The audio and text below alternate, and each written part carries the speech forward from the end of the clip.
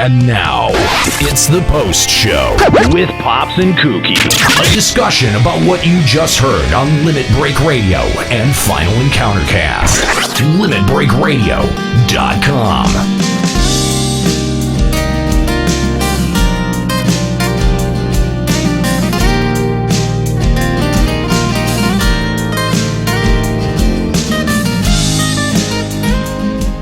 Hey LBR, FEC listeners, it's the Post Show with Pops and Kooky.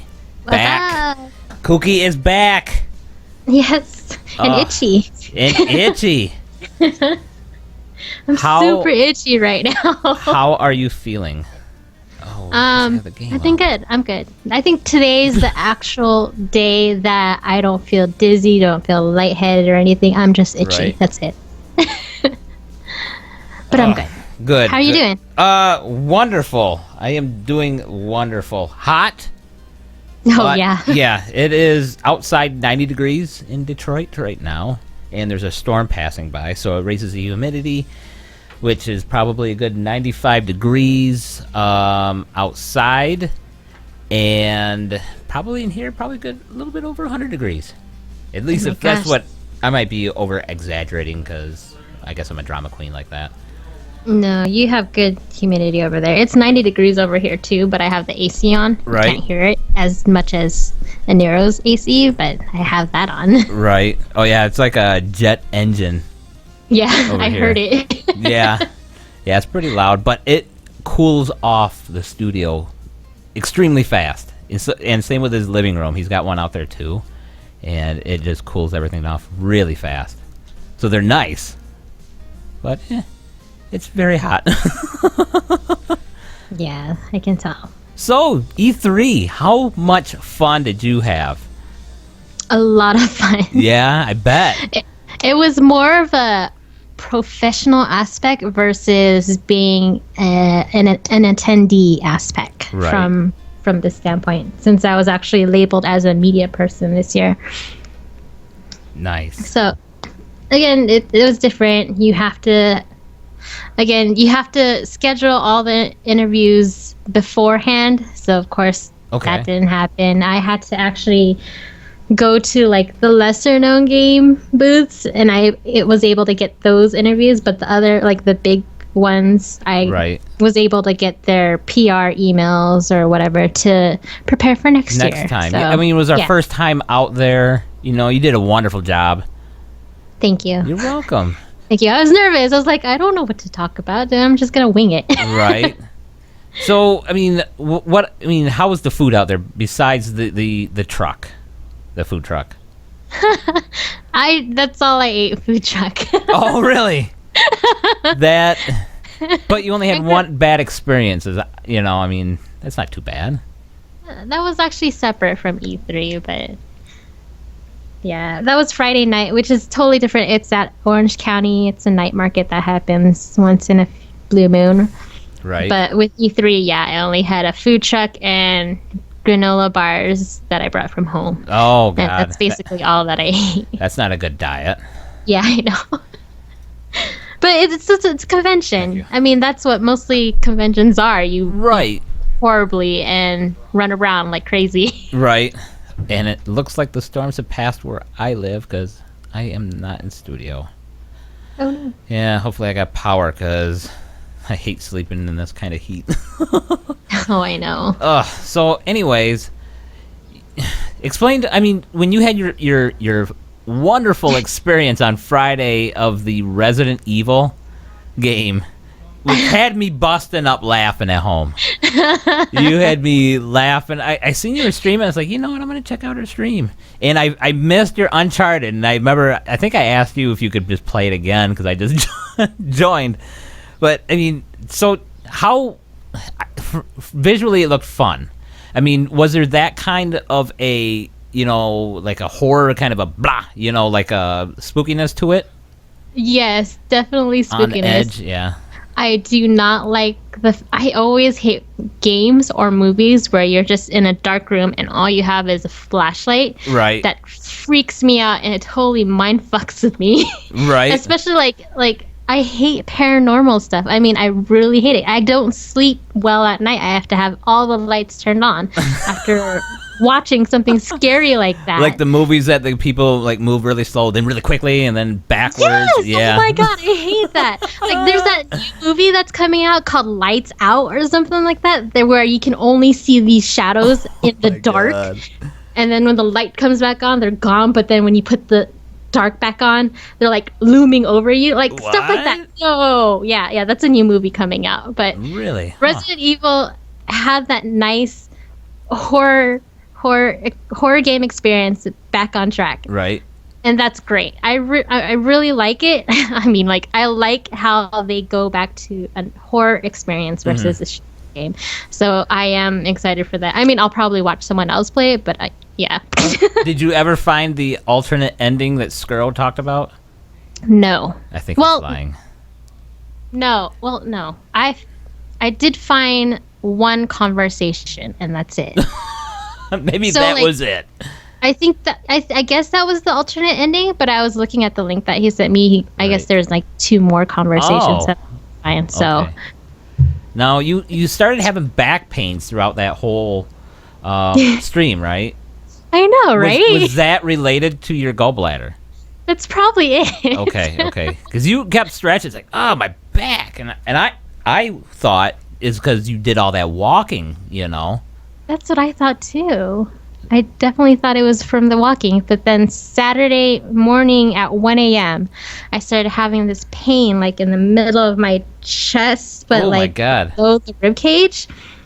And I've had this pain before, like a couple months ago, and I slept it off, went away after 4 hours. Right. But this one, it was hurting so bad at 6 a.m. I looked over at Pelly, and I go, you need to take me to the ER because it's not going away. I'm very uncomfortable right now. Right. So I went into the ER. They gave me like some kind of GI cocktail to see if it goes away. No, it didn't. I like how they just say that. Yeah. It's a cocktail.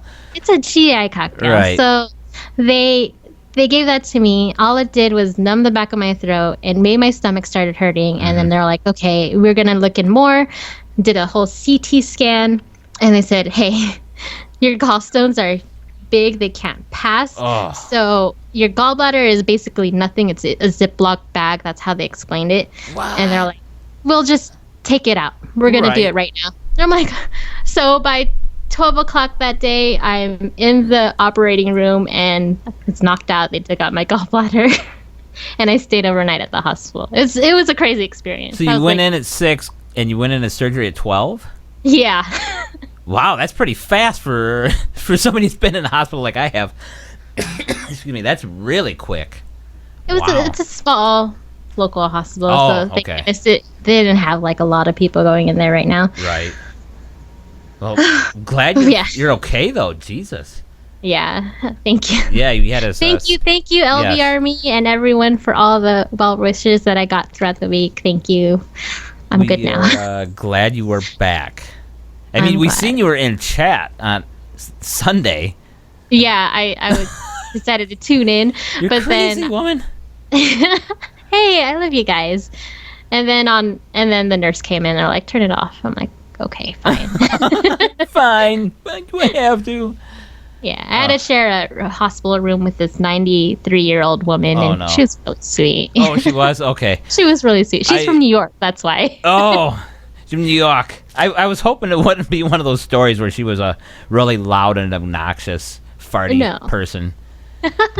No, she was really cool. She's like, I want to get out of here. Let's do this. Can I just take myself to the bathroom myself? She's like, I can't believe I have to wait for a nurse. And oh, my God. But she was really cool. That's cool. My fiance had her appendix almost burst a couple years ago, and she had in her room an older woman that was very loud and obnoxious and farty. And she was. I'm not trying to make it. She was gassy, and it was horrible. I was trying to get her another room, but they wouldn't have it. So I was, okay, you got to stick it out. I'll see you later. You know, I was one of those guys, you know. Oh, wow. So, FanFest, everybody.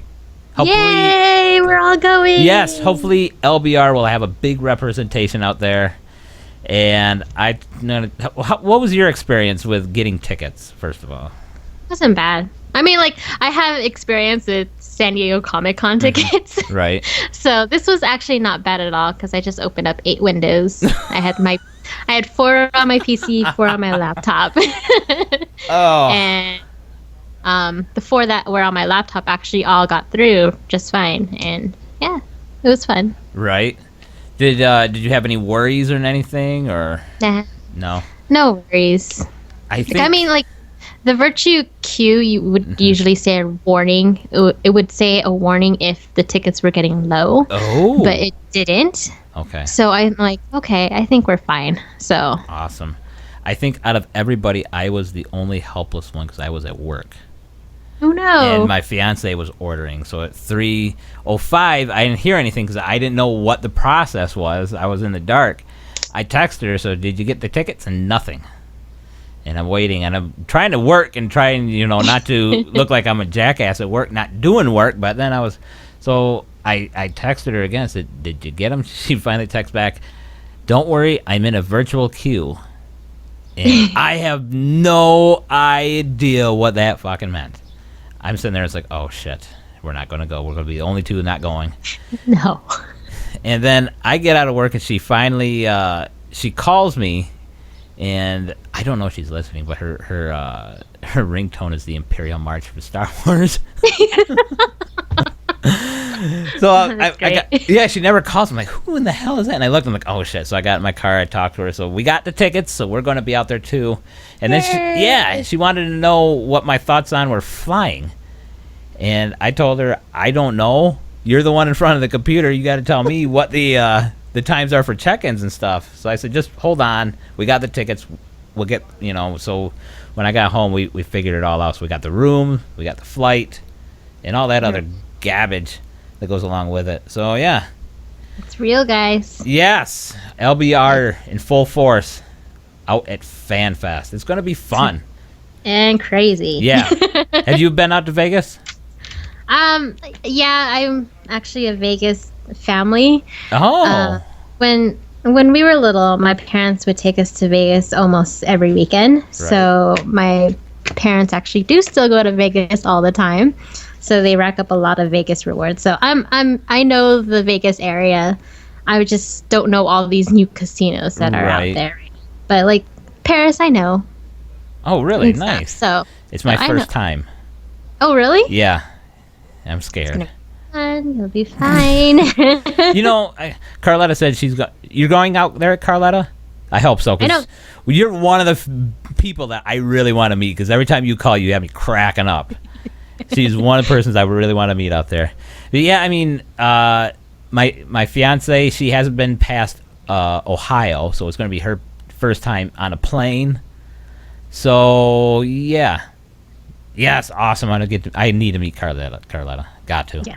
But I mean, I've been pretty much all over the United States except for Vegas. So I am excited to be there. Yes. Oh my God. First thing you're gonna do when you got off the plane, make sure you get a Fat Tuesday. What? What's that? Fat Tuesday. It's just basically alcohol slush that you walk around. No way! Oh my God, my mind is blown. These huge yardstick glasses that you can hang around your neck and just you walk around with it. And so you're like alcoholed up the whole entire time. Oh my God. So yeah, just an FYI. I am so glad I'm bringing her with me because I'm going to get in so much trouble if she wasn't. She is my anchor to ground me because before I met her I was a wild child and then she just grounded me down to basically nothing now. But anyways, so in game, you have not been on the show in a little bit. What have you been doing? I've been playing Doom. I got Doom recently, so I played Doom. Yeah. But in game. Yeah. In game. Yeah. In game, I've just finally finished my clear for Weeping City. How was that? It was not bad. We only wiped once. I died 5 times. Thank you. We wiped once. So, which is on Ozma, of course. Right. It's pretty good. I like it. There's a lot of mechanics that people have to actually pay attention to. Exactly. And it wasn't extremely hard. It was just you have to watch what you're doing. Yeah. Exactly. Go right ahead. I just feel like as soon as everyone's leveled up, it's probably going to be a Face roll roll. on it. Yeah. Sorry, tick roll. If you can do that, I have no words right now. If you could just do a dick Dude, roll. I've been hanging around LBR too long. Oh my God, you guys. Well, you heard it first. So you had fun. Let me tell you something. Yesterday, I ran Weeping City. I think it's my 4th time in there. First time on Dragoon because I just got Dragoon to 60, and finally I have the eye level for it at 207. I think it's 205 for entry. What a mistake that was, because I was the stereotypical Dragoon on no. Califistery, I think her name is. Yes, the last one? Yes, I got raised 5-6 times in that whole fight. Yeah, I got up and I ran, and I was running to the opposite side of the map for my healer wasn't healing quickly, so I ran towards him and started jumping. And 10 seconds was up because that's the timer, right? I believe. Is it 10 seconds? And boom, something would happen, dead. And that happened time and time again. Then one time I got up and I was running to a frickin' healer, and I got stuck in the the jail thing. What is that? The entanglement? Yes, the entanglement. And there's 2 other ones up. Everybody's going after the other 2, dead. Happened 3 other. Oh my God, I was getting so mad and frustrated. After a while, I was starting to giggle, and she looked at me. What's so funny? I said, I keep dying every 5 minutes. She goes, no, you don't. That never happens. I guess what? I'm a Dragoon. She goes, oh. Yeah. She's like, oh, that's why. Yeah, that's so. I was representing Dragoons perfectly in that whole fight. Yeah. Oh, what a mess. Entanglement is the hacks, because sometimes I'm not even near that stupid AoE and it catches me. What happens is that one person catches it, everybody that's in a proximity to it gets sucked in. Ah, that's lame. Yes, I just found that out yesterday because I said that, and Chad's like, what the fuck is going on? I wasn't near it. And somebody goes, shoop. Yep, that's what happens. So, yeah, that's... Anywho, so, Doom, how is that? It's fun. I like it. I'm doing only campaign mode right now. And then I know my PS friends want me to level up in multiplayer, so we'll try that. But it's a good story. I like it. It's the graphics have upgraded from the very first one, of course. But I like this. It has a good story, and it does honor the very first Doom.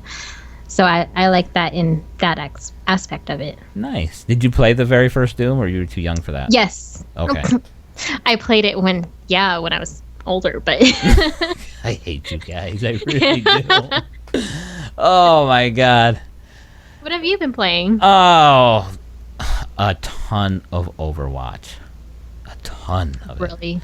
Yeah. Is it because of Halo and... No. Well, I don't know if you heard last week, because I bought it also on PC. Yeah. I heard it. I was ashamed of it. Then I got to thinking, well, I want to shoot one of these days. If Kahlo ever logs in, or I ever see Jux in there, I want to get on the opposite side so I can, play against them, because I think it would be fun. But I also said, I think the PS4, I have Joe Never now on my friends list, so I can play. Oh, nice. Yeah. So hopefully I can play both, but I am so addicted to that game, and I get so frustrated at the same time. It's one of those games that love-hate game, you love to play it, but then you hate to play it. One of those, you know what I mean? Right, exactly. Yeah, there's sometimes you get in there, and there's, like last night, I got really mad. We had, there's 5-on-5 matches, and so we were trying to defend a checkpoint, and when you die, you get to spectate. And so what I like to do is see what other people are doing. Maybe I'm doing something wrong. And there was one guy on the home point just running around in a circle.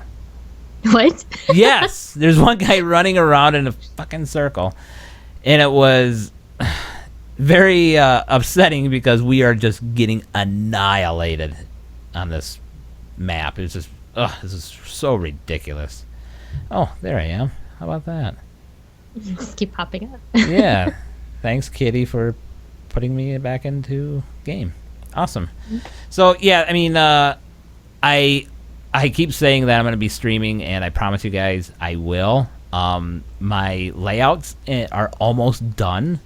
I have a few more touches to do, and I have to set up my green screen. But then I think I'm going to be up and running in the next 2 weeks. So I plan on doing some Overwatch. Maybe not 14 because we have a ton of 14 coverage. I'd like to help out with the FEC. FEC aspect, yeah. So what I might do, because my Fallout 4 game is broken. There was a couple of missions that popped up, and I cannot complete them. So what I might do is just take my character, delete it, and then start over. But do Let's Play, because I have all the downloadable content. I have everything. So I like to do that. I mean, have some fun. Maybe, you know what? It'd be really fun. You're on PlayStation. Yes, mostly. Do you have Steam? I do. Do you have the game Don't Starve? No, that's actually on my wish list because Really? it's on the summer sale. Yeah. Oh, maybe I'll see how much it is and get it for you. I'll have to find your in-game name. That game, what I like to do is get a few people and maybe get a few people in chat to play that with us. I know my fiance loves it to death, but that game is so fun. I mean, I love doing those kind of things. You know, I think building up a community and then getting people to play with you would be very beneficial for the channel. Yes, definitely. I would love that. Yeah.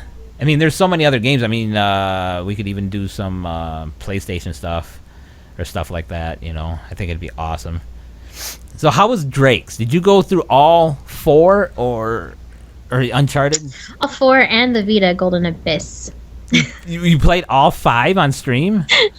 No, not all on stream. I played the first one for Extra Life on stream. Okay, that was a while ago, right? Yeah, and then I played a little bit of the second one, but I did play through all of those games before the 4th one. Oh, I love Nathan Drake. how was the 4th one? It was great. It's a great ending to the Uncharted series. Now, I'm glad they did it that way. Is it an ending though? I've heard many stories from people. To me, it is an ending. There could be some kind of spin-off, yes. Right. But then the ending made it seem like maybe not, unless they're gonna spin off with this other ending that they showed. Right. I'm trying to say how there would be no kind of spoilers if somebody hasn't watched. I understand. Yeah. So, Fun. to me, I think it's just an ending. I think it's done. It's perfect ending. I like it. I love how they added a little mini game into the game. So yeah, it just came back with a lot of flashbacks to the old memories of the old games. Awesome. I seen Mithri doing a whole playthrough of the whole series, except for I think the Vita. I think you might have been streaming a lot of that also when I wasn't home. And I think I caught the tail end when I got home. Yeah, you did. Boo. Damn you, work. Why can't I just win the lotto? Ugh. I know. So what are you most hyped about for coming out of E3? The Naughty America VR. Yes! Awesome! I'm just kidding. No, we need that. No, can I tell you that was so awkward waiting in line for Naughty America? It was? They actually was. had a booth out there. I thought you were joking, yeah. No. They really had a booth, and it was like in the corner of the convention center. And The corner. it clogged up the aisle area that it was in because there was 4 lines, and it was just crowded the whole entire aisle. Well, yeah, it's porn. You got a bunch of nerds out there. So, you know me, I'm like trying to get interviews with anyone and with anything. So I went there, got in line, did the thing. You did the thing. So you went into the line and you did what thing? I experienced the Naughty America VR female perspective, though, of course. Oh, really? So How different was that? very different. Oh my god. And I really can't wait for VR. Not for the female perspective, but you know. Yeah, I was like maybe. looking at myself. I'm like, I have a white body. What the hell? And I'm skinny. Can I have this body? Just walk around with a VR helmet the whole time. I don't know what you guys are talking about. Wow. But yeah, it was pretty interesting because when I was waiting in line, the guy in front of me was actually kept looking over at me. Yeah. And he was giving me this look like, what the heck are you doing here? Why are you in this line? And then he actually talked to me because I guess he was that nervous, and he was talking to me about how, this is morally wrong, and bullshit. You should stay with the same relationship with one person who you truly love, and all that. Dude was out there for a reason, and that was not it. Whoever you are, dude, you are a liar. It was hilarious. Oh my god, that is so funny. Yeah. So did they have a release date for that, by the way? I don't know. I think it's already out. Oh, you had so much fun you didn't pick up a release date for that. No, I didn't. No, you didn't. You had too much fun with the porn VR. Yeah, the guy was like, or the PR person's like, I'm sorry I couldn't get you into an interview, right. But if you do a review of some sort, please contact me and I will go ahead and take a look at it. I'm like, okay. Nero's here. She checked out the Naughty America VR porn. Why in the world didn't you make mention of this on Final Encounter Cast? I forgot about This is the most important part of your visit. This is clearly what we should have spent the entire time on. She had some morally righteous guy in front of her. Talking to her about it. Yeah. Wait, okay, so hang on. Back this up because I wasn't listening. Wait, so what was he saying to you exactly? Okay, so I was waiting in line. He was in front of me. He kept looking back at me like awkwardly, like, what are you doing here waiting in line for this? Uh-huh. And then he starts talking to me, saying like, this is morally wrong. You should stick with the same woman who you truly love, settle down, have a family, have kids. While he's waiting in line for it. Exactly. That's, you know what? That is suspicious. Yeah. It is like all of those... anyone who's like, I hate the gays, but I secretly like sucking that dick. You know what I mean? Like, how do you differentiate between the two? Does that just mean that you hate yourself? Like, if that's the case, that's fine. But damn, dude. But he was into it because since he was in front of me, he tried it first, and I could see him looking around in the VR set, and he was actually. I see a little pelvic thrust here. Oh, wow. Whoa. Oh, jeez. Okay. Oh, wow. Yeah. He's going to have to say some Hail Marys after that one, then. Yeah, he's like awkwardly adjusting his boner on the way out. Like, was there any other girls in line? Yeah, there were. Oh. There were others checking it out, yes. And I know some of them were probably like the stars themselves checking it out. Okay. So that's what's up. Yeah. I don't think they are. Nothing like Ava Adams or anything like that out there. Alexis Texas. Right. How do you know these girls? I don't know what you're talking. I'm just pulling names out of a hat, I guess. Oh man, there's just so many Naughty America girls out there that were. Yeah. Anyways. Oh, you actually know the brand. I was just throwing out porn stars that I knew. I didn't know that you actually knew that they were associated with the brand. That's impressive. Yeah. That's an impressive piece of lechery right there. Yeah, I have a lot of useless knowledge in my head. Okay. Yeah. So, and nothing is good. Yeah. Fair enough. Yeah. So, Nate. Yes. Aniero. Yes. Hi. How's it going, man? It's hot in here. Yes, it is. Yes, it is. It smells like man ass. I left to get I think your tea. Yeah. And I came back in the room and it hit me like a George Foreman punch in the face when I came back in. I was like, oh yeah. It's better than a George Foreman grill to the face. Is there much difference though? I don't know. One pees on you a little bit after you punch him. Right. The other one's just really hot. Yeah, and greasy. Yeah. Oh, mine's always permanently greasy. I haven't owned a place where I could grill outdoors in like 8 years, so I've just taken to owning a George Foreman grill and hating the meat that I cook. So yeah, that's always fun. It takes a little time adjusting to that. I don't think you ever truly adjust to it, because when you have something that's actually grilled on a real grill, you're like, oh yeah, that's right, that's what it tastes like. Yeah, the taste. Yeah, I'm talking about like the temperature wise. Getting down your mediums, your medium wells for your burgers and steaks. And yeah. It takes a little time to get adjusted to. Yeah. Awesome. So, you want to talk about the network? Yeah, I guess so.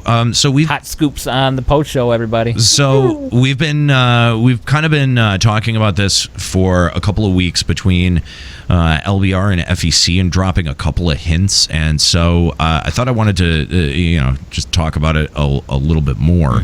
About the central underpinnings of the idea that we're focusing on. And so, on Final Encounter, we had said that, one of the things that we're doing is we're aggressively approaching broadcast organizations and trying to partner with them to see if our content might, or the way that we approach our content might be something that, we can do for them or as a part of their company. And so far, we've made some pretty interesting inroads in as far as that's concerned, but it really has focused us to say, okay, well, what is we've got Limit Break Radio, we've got Final Encountercast, and we've sort of got Refresh. Refresh is sort of on its its own whenever we can do it sort of schedule. But we've got these three properties that what do we do with them now? And when we did Limit Break Radio for Final Fantasy XI, one of the things that we did that I thought was really successful was doing the LBR Network. And Aniero, call, show. One penetration and you done? All right. All right. Yeah. Califistry was donating to my stream last night. Okay. Thanks, Califistry. Anyway,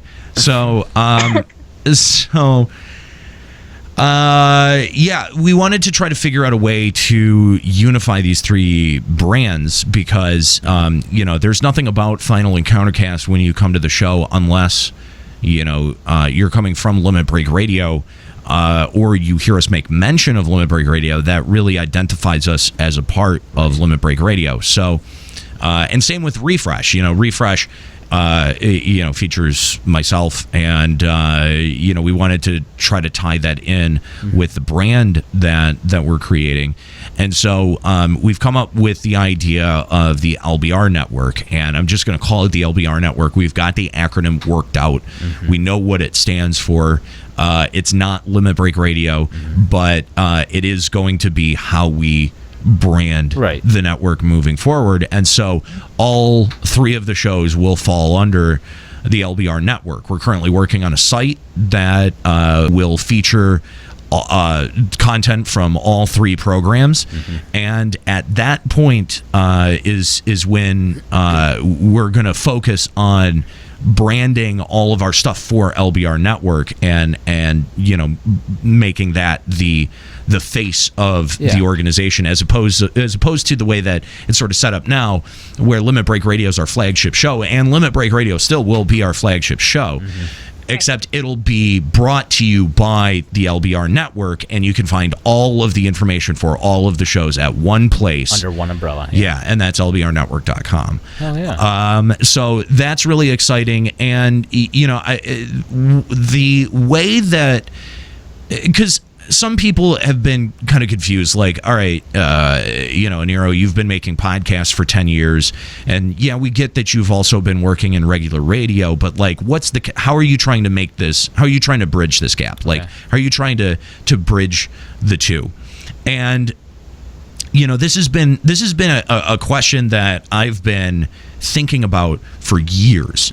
I love what I do at Limit Break Radio, but there is something there's something about the product that is inherent. Like you need the internet. Like there's no way that an FF14 show can exist with a local market. You're going to get like the 5 people who play in your local market, and that's it. Right? But a show about video games, a talk show about video games, okay, now we're starting to widen the scope up and look at a more generalized topic. And this is something that is pretty universally universally not praised, but I mean like universally consumed among millennials. Right. There's no type of person that doesn't play video games. You know what I mean? Like not that this kind of like people division really that exists that much anymore, but like you never used to, like when we were growing up, it's not like goths didn't play video games. Right. It's not like punks didn't play video games, right? Like whatever your self-identity was, jocks didn't, it's not like jocks didn't play video games. You know what I mean? Like they all played video games, but there was like a certain type of video game that they were into, that there was a little bit more reflective of what, their interests were. Yeah. And like as you start to consider those things, you're like, wow, okay, well, we can actually probably make a really interesting local gaming program, especially if locally we've got a really good active gaming scene. And especially around Detroit, like there's actually a surprisingly active gaming scene. It's nothing like you see out west. It's nothing like big East Coast cities, but it's fledgling, and it could really use a sounding board like this to pump it up. And there are other areas in the country that would be possible for as well. So, the part that I struggled with for a long time was the financial part of it. Who would be interested in not just listening to this show, but who would be interested in buying ad time on a show like this? Because in radio, that's how you make your money. You have to choose. You have to make an active choice whether you are non-commercial and therefore listener supported, or if you are a commercial station and therefore you are selling ad time. You cannot be both. Right. It is categorically impossible to be both at the same time. Limit Break Radio, because we're an internet-only podcast, we can be both. We can crowdfund through Patreon and sell ad time to folks like Diamond Multimedia and Alamo City. Right. So, but you can't do that. The FCC makes you differentiate your business because there's different rules that apply for sponsorship and the way that you can frame that sponsorship between non-commercial and commercial stations. And the regulations, the expectations on the FCC's part are completely different for those two sets of radio stations, for those two types of radio stations. The vast majority of what you hear on the air is they're mostly commercial stations. Right. And non-commercial stations are generally categorically NPR stations, and they have a very specific way that they produce, present, and market their content. So with that in mind, and looking at the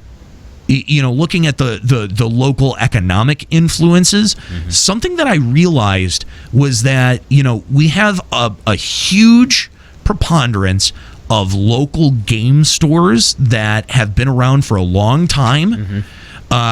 Independent game stores, not GameStop, that have been around for a long, long time. Comic book stores. Oh, God, yeah. Hobby shops. All of these local businesses don't really have a great place to advertise. Where do you advertise locally if you're a shop like that? Like, honestly. Maybe the local newspaper? Maybe, but not really. No. But not really. I mean, maybe the Yellow Pages, too. That's about it. And word of mouth. Yeah, but word of mouth is pretty much it. And that's the thing, is that these businesses have been around for 7, 10, 15, 20 years and have been surviving by word of mouth.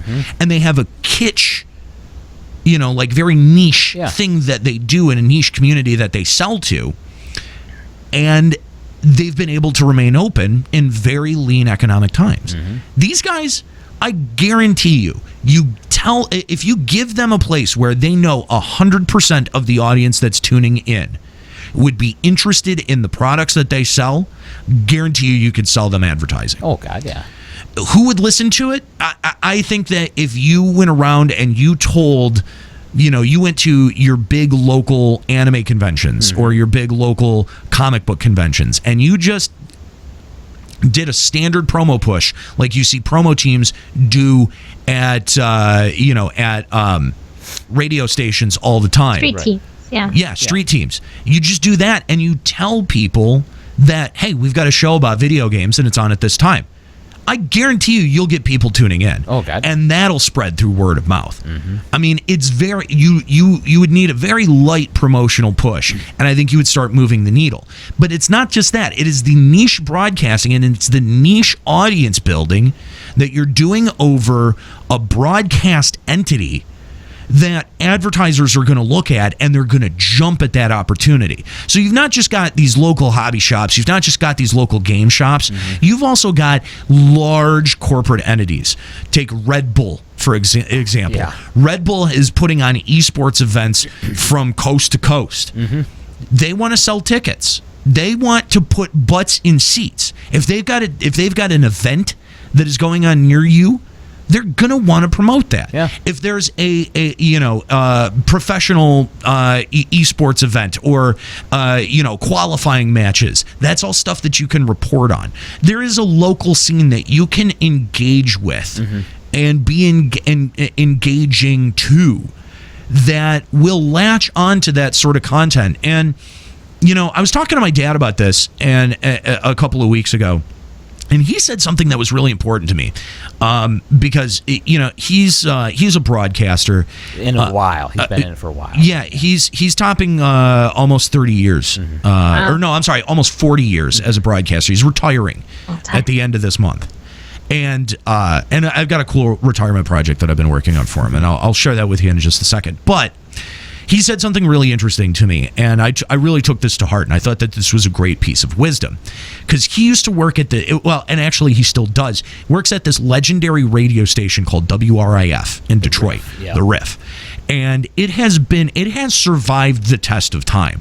The Riff has been around for long time, over 30 years. My dad talks about it. Yeah. So it's this legendary hard rock radio station that has just been around for eons, has launched some of the most famous local broadcasting celebrities.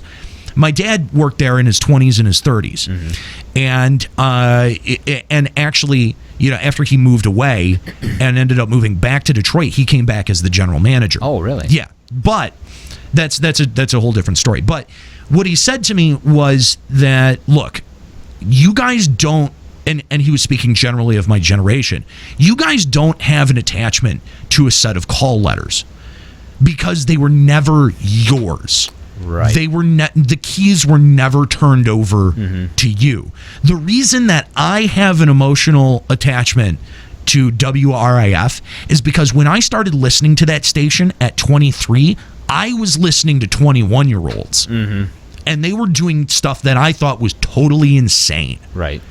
And you guys have never had that. You guys have never had a station that speaks to that idea, that there is a youth culture being driven by youth voices. And I mean, I'm pushing 32. I'm hardly a youth voice anymore. Right. But there is this very Poochie-ized version and a 45-year-old's version of youth culture that falls flat every fucking time. And then these marketers and these advertisers sit around and wring their hands and go, well, we don't know how to market. We don't know what motivates millennials. They're such a fickle generation. No, you dumb shits. They're smart and they don't like to be pandered to. Right. And they like to be talked to like adults because guess what? That's what they're becoming. Even when I was 16, I wanted just desperately for an adult to talk to me like I was a fucking adult. Yeah. And the thing that I hate about major media and when they cover gaming or they talk about gaming is the smarmy shit that comes that just slimes the way out of the news anchor's mouth when they talk about anything related to gaming, because it's generally stupid. None of them know what the fuck they're talking about. They have no emotional attachment to it whatsoever, and they're not even willing to talk to somebody who does. All they do is they sit in their ivory towers that they've built in their 30, 40 years of experience, and then they just sit down and look down their nose at media that's not media that they directly understand. And I don't know about you, but I'm getting sick and fucking tired of not having any representation in real media. Podcasts are great. Podcasts are phenomenal. Obviously, I love podcasting. I've built what career I have on podcasting. But there is part of me that doesn't want to give up on the radio. Right. It's a form that's not dead. It's just severely ignored. Oh, I understand. And I think that we can bring people back as long and only up until we get inboard dash systems. We have a very limited, radio has a very limited window here to get people to listen again. And if they keep churning out this a 45-year-old's version of youth culture, then that's what they're going to get. They're going to get people who ignore everything that they make because clearly major media is not willing to engage with young people in a meaningful way, in a way that doesn't try to pander to them, in a way that doesn't try to talk down to them or patronize them. And you know what? I think that I have a competitive advantage in this field because I've been working in broadcasting for over 17 years. I'm good at it. And I know a lot of people who work in this field. I think I have something to offer here. And I think that it's a sellable idea. And this is what I see as the next step in the creation of content for the LBR Network. I want to make a new show that is locally focused, that tries to reach out to a local audience, and that will still insist on podcasting that you guys will still be able to hear and get in on the discussions on and still be able to enjoy, but also really set down a stamp in that area and go, look, we are here and we're not here to screw around. Like, we want to do this for real, and we don't want to do it in a dumb pandery way. Right. And we're kind of close to it. Like, we're just one yes away. Like, it's, no shit. Wow. Well, I mean, really, everything is only one yes away if you think about it. But we've gotten a lot of really smart people who have been broadcasting for a long time, listening to it and going, okay, I see what you're talking about here. I see. They at least see some in an abstract way. They see some value in it, right? And I think that that's at least a really good first step. Oh God, yeah. Because otherwise, and the other thing that I didn't even talk about, there's video game companies. I mean, gaming companies would want to advertise on this. Shit. Like, if they know that they're reaching a gaming audience, they're going to want to advertise on it. I guarantee it. Oh God, yeah. I guarantee it. It doesn't even need to be syndicated. I think that it would be enormously successful. I think so too. I mean, I think you hit it right on the head that these corporate guys, they're around my age. We don't know how to talk and communicate with the younger generations. I mean, we do, but the thing is that how I feel the corporate America doesn't really want to. They want to tell people this is... No, they want to make money off of them. Yeah. That's what they really want to do. But the thing is that, like, and this is what I've learned, is that young audiences are too fucking smart they're too smart to buy into something because you've got someone saying buy into it. Generation X kind of started that, where they were like, if you've got a suit and tie, fuck you. Right. We're not going to buy anything. And everyone in a suit and tie took off the tie, put on some fake tattoos, spiked their hair up, and labeled it extreme, and was like, hey, buy my stuff, man. Yeah. And everyone was like, yeah, okay, here we go. Hot Topic all day. Right? But now, like, and what's interesting is Hot Topic as a brand understands this. Hot Topic used to be, it used to be the goth store where you went and you bought all of the goth stuff. You went and bought all of your hair dye and your punk rock patches that of bands that nobody knew, that Belts, you could act better than. You could act better than them because they didn't know who those bands were, and you think you did because you've got the patch. And you could go and you could buy all of your band T-shirts there, and after a while you could buy CDs and even vinyl there. And then they figured out, oh shit, this isn't cool anymore, and even the lame dumb kids who are buying into it at the end are like there's no more fat goths anymore. That's done. They're now all self-identifying as trans or lesbians, and so all of the goth thing is dead. So now what's the big thing? What can we sell people? Oh, Adventure Time T-shirts, Adventure Time and SpongeBob and anime and Atari stuff, and retro shit. And I'm a proud fat lesbian stickers, and like all of this dumb, like Hot Topic gets it. They understand the way that the culture moves, and they're almost like a step or two ahead of people in terms of like buy your dumb shit here, and I think that it'll work for a minute, but people will catch on to it. People will be like, this is fucking stupid. Right. And the sad thing is that like they've kind of caught gaming stuff up into it too. So they're getting our money, and like I just what I fear is like I just don't want like gaming, of course, I don't think will ever be a fad. It is a culture. It's a culture, yeah. But the fact that we give them our money at all means that, they're like, if Hot Topic latches to it, it means that the death of that culture is coming. You know what I mean? Like, it is the death nail for it.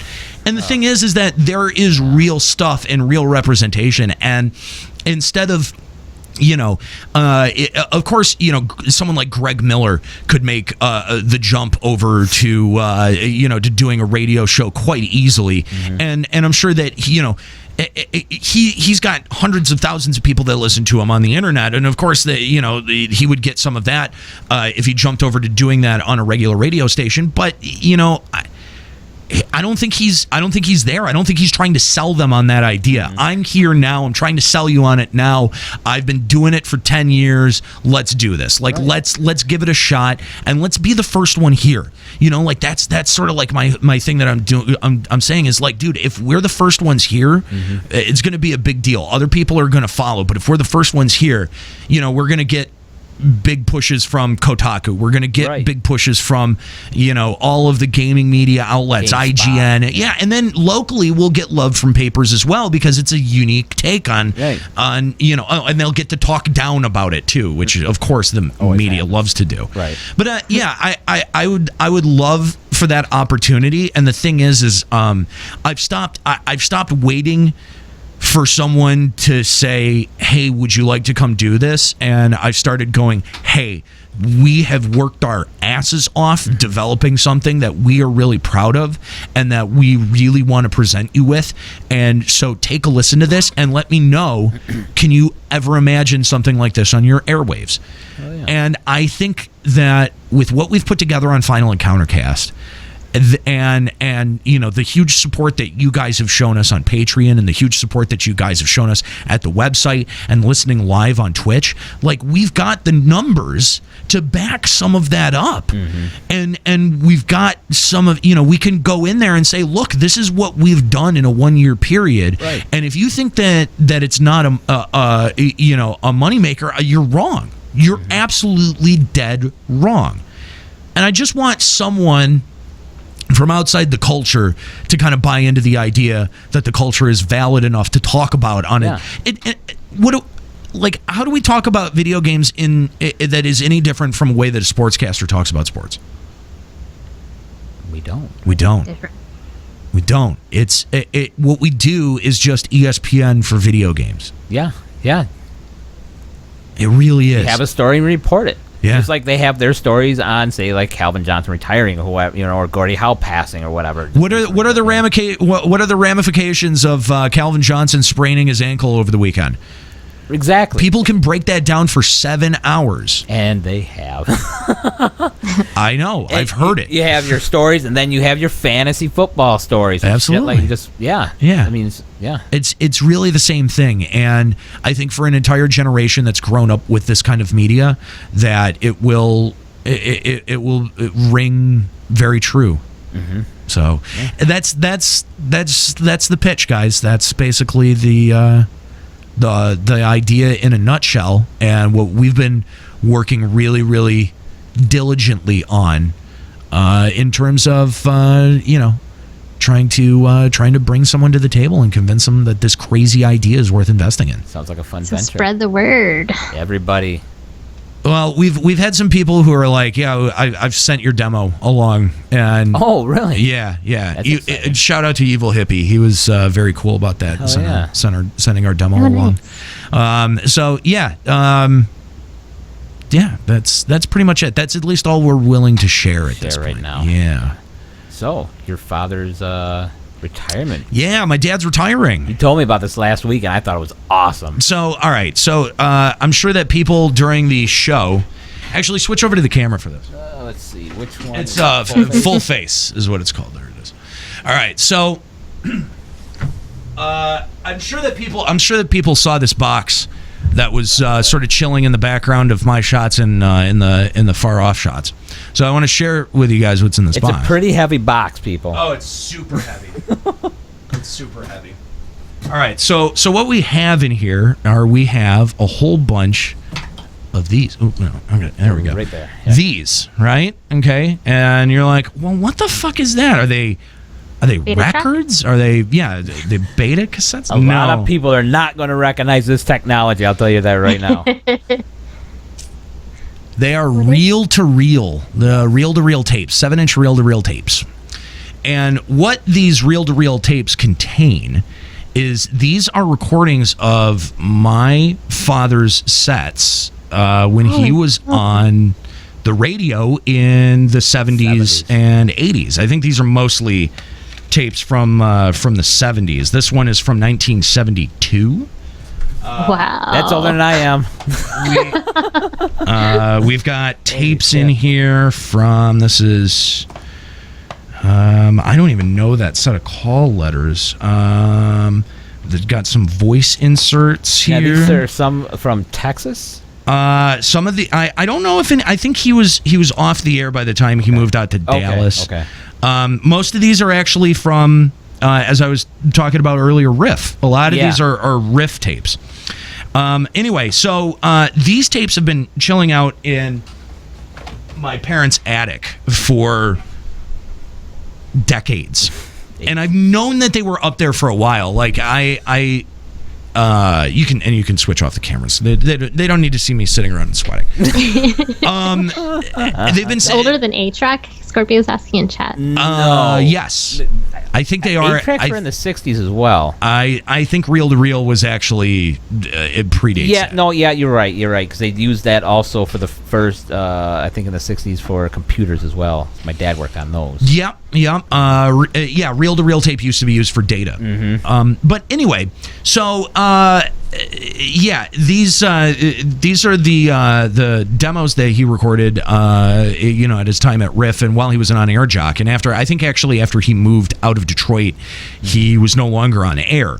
But here's the thing. So, I've never heard my dad on the radio. He's been a broadcaster for the entire time I've been alive. Right. And I've never, that is a side of him that I've never known. Right. And I'm really anxious to check out these tapes. So what I'm doing for his retirement is I'm going to get all of these transferred to digital. and I'm gonna give it. I'm gonna give them to him for a retirement gift. Now that cannot be an easy process. You have to get like a special piece of hardware, right? Right. Yeah. You got to have a reel-to-reel player. Mm-hmm. And fortunately, I found he's a former teacher of mine that owns a reel-to-reel deck, and is going to let me use it to do all the transfers. Nice. Yeah. So I'm excited to be able to dig into those. And like I said, I've never heard my dad be a DJ or a radio host, and so for it because it's interesting. For I do have broadcasting idols that I model my delivery off of, or my content off of. My dad has never been one of them. Because you never heard of them. Never known it. Right. Never known it. And so I'm really interested to hear what are some of the same shit that we do. You know? Like, because, being related, we have to have some of the same crutches or some of the same techniques. So I'm just kind of curious to hear, like, and maybe that's a little bit selfish on my part, but I'm like, I want to hear what of me exists in these tapes. You know what I mean? Yeah. No, but I am really excited to actually get acquainted with my dad on that. That's awesome. On that on that level. So yeah. Man, I remember when you told me that, I was like, man, that is an awesome idea. I was really happy, and the thing is that he has no idea that I have these boxes. What? Yeah. Oh my god! I came over while he was out and snuck the tapes out of the attic. So Nice. 70 pounds of tapes to take out of the attic. Yeah, that's just the only one? Or? That's the only one. Yeah, that is a heavy box. I've been scooting it every Sunday to get in the Great closet. surprise. Yeah, you're right. That is gonna be a great surprise. Yeah, I'm excited. You going to record your first when you hear it for the first time? You think? Maybe. I don't know. Maybe I'll videotape it. Yeah, that'd be kind of an interesting reaction, like a reaction video or something. Yeah, it might be weirdly emotional for me. Yeah. I don't know. You never know. You might do the Kevin Smith thing, What's that? He is notorious for, like, when he watches, like, shows like The Flash and stuff like that, of actually weeping. Oh. I don't know if I'll go that far. Yeah, that's why I don't think he'll do the yeah. No, I'm not much of a crier. Right. I'm not much of a crier. Might get a little teared up, maybe, or. It's retarded because I used to. You know what the only thing that used to make me tear up was, like, really, really, really sappy, like, credit card commercials, or like What? I don't know why. They're so horrible. Yes, and I'm like, this is so emotionally manipulative.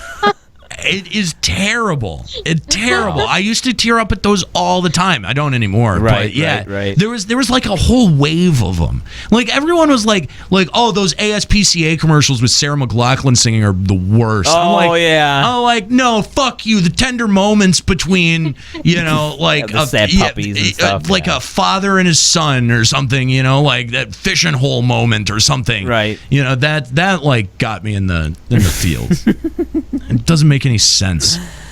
Everybody Do you has have them. recordings of yourself from your first time you ever podcast too? Do I have a recording of the first time I was ever on the radio? No, I don't. I wish I did. The first time I was ever on the radio, actually, I talked about this on Refresh. It was with Joe. From Refresh. Yeah. We did color commentary and play-by-play on a high school football game. Get the fuck out. Wow. That'd be awesome. No, it was terrible. It was awful. I'd love to hear it. Yeah.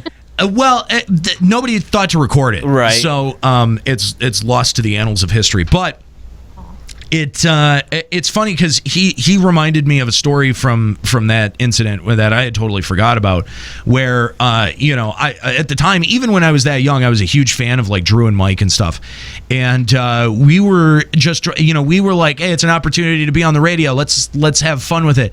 And at some point in the middle of it, we got passed a note that said "can the jokes," and we were like, oh damn it, god damn it.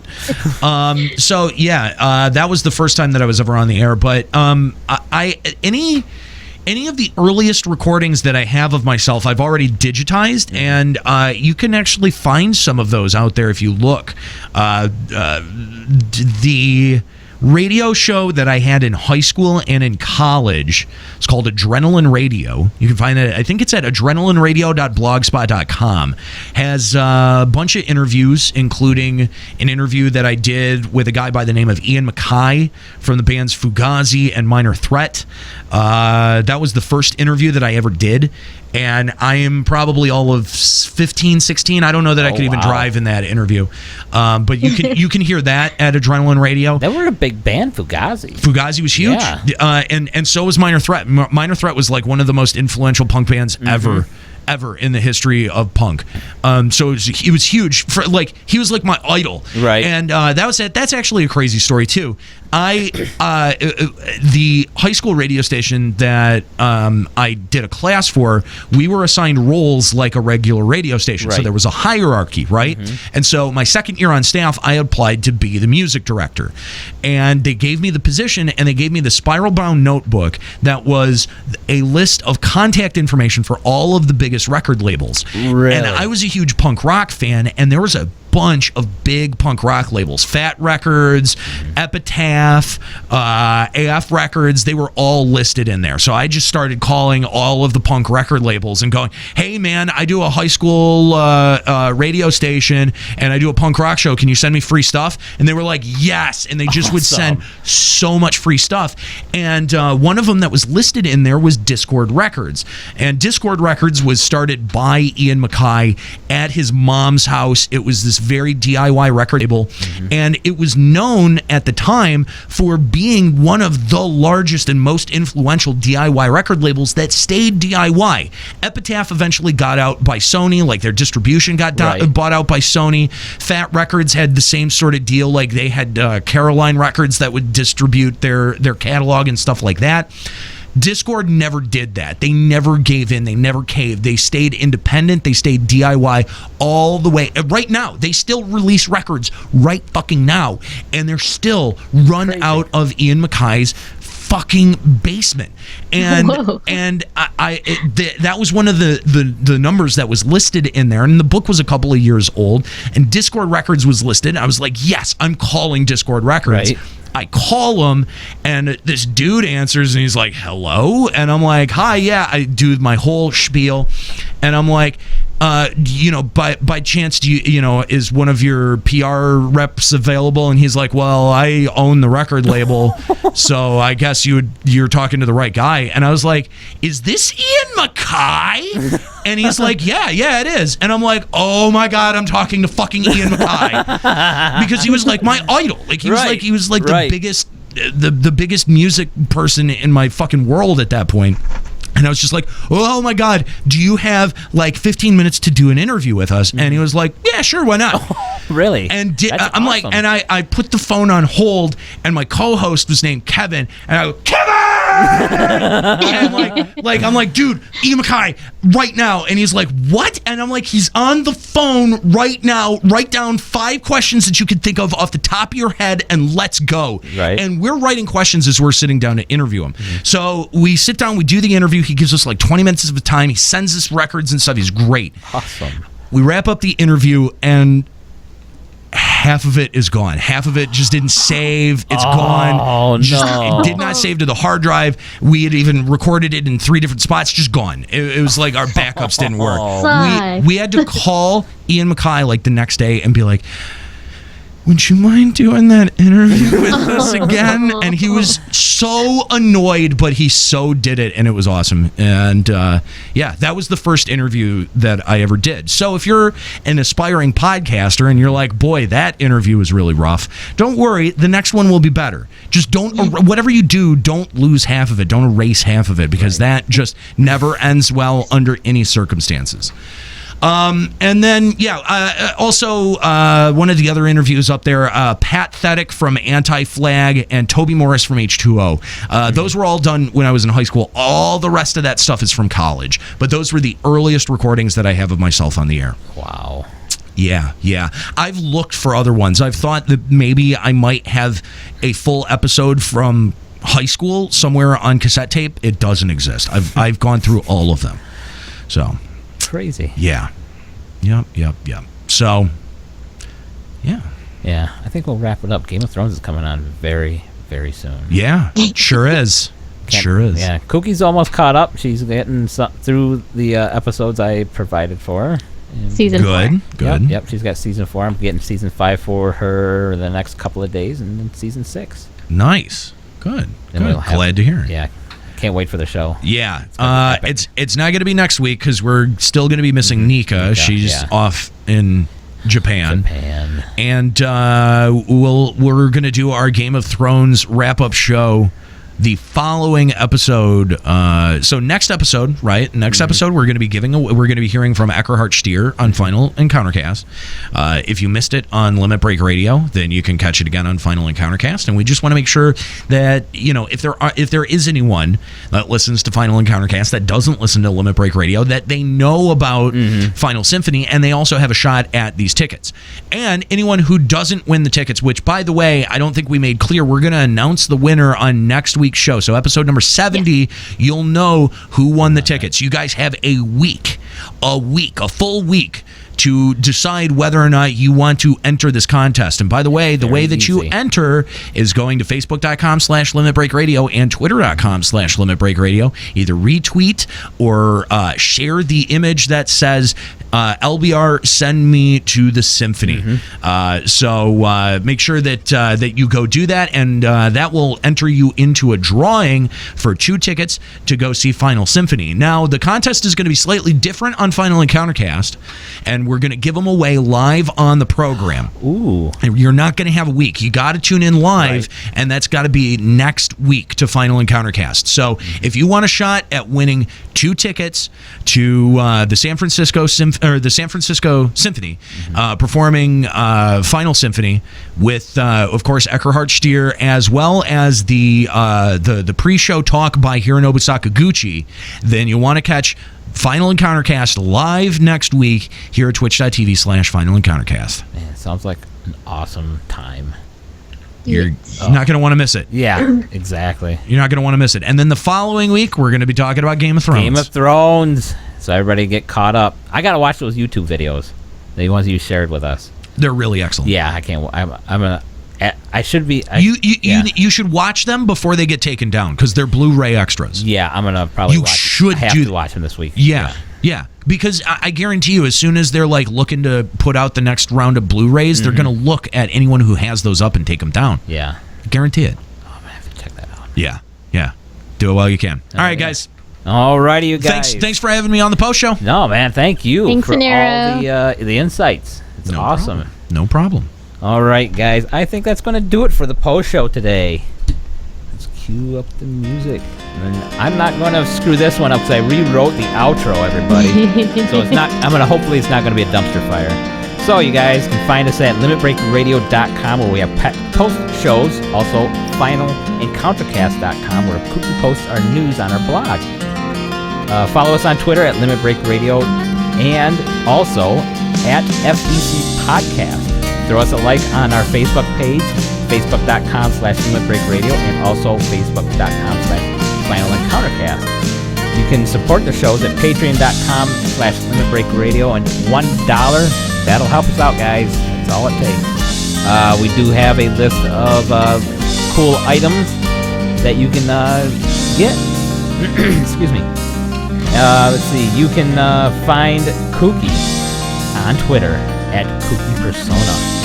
And you can find me at Lenheath1. All right, guys. Thanks for tuning in. Check us out every Sunday, 1 p.m. for Limit Break Radio, 5 p.m.